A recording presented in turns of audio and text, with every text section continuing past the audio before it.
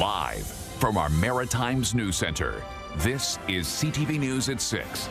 Here is Todd Battis. Around the world, and a software update is being blamed for the chaos that took place at the world's airports. Nearly 4,300 flights were delayed. That's almost 4% of all scheduled flights around the world.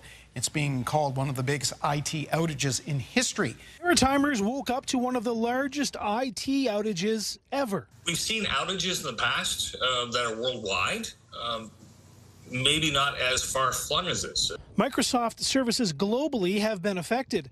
Cybersecurity firm CrowdStrike deployed an update that didn't mesh with computers running Microsoft Windows. These kind of things you'd like to think have been tested in advance before they're pushed out into a live environment. But there was a failure in this case. Most home computers aren't affected. The problem comes when interacting with businesses or companies that use CrowdStrike. The Nova Scotia Health Authority says they are unaffected. It's a different story for some banks and airlines. We've seen some delays and some cancellations here at Halifax Stanfield over the course of the day. About 25% of the 100 flights in and out of the airport, according to spokesperson Tiffany Chase. What we've seen this morning is that there were a few delays and cancellations initially, and some airlines have continued to cancel flights. Air Canada and WestJet are largely unaffected. It's a different story for some American carriers and Porter Airlines operating flights out of the region.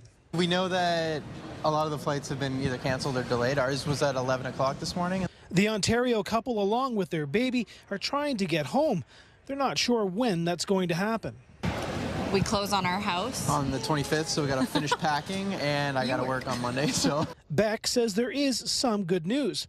The hardest part is identifying the problem. Patching it, however, will be time-consuming. And Todd Scott, Beck says it could be a couple more days before all the wrinkles get ironed out of this global outage, and the same is true here at the airport, where the trickle-down effect of today's flight cancellations could be felt throughout the weekend. Todd. All right, John McGuinness at Halifax Stanfield International this evening.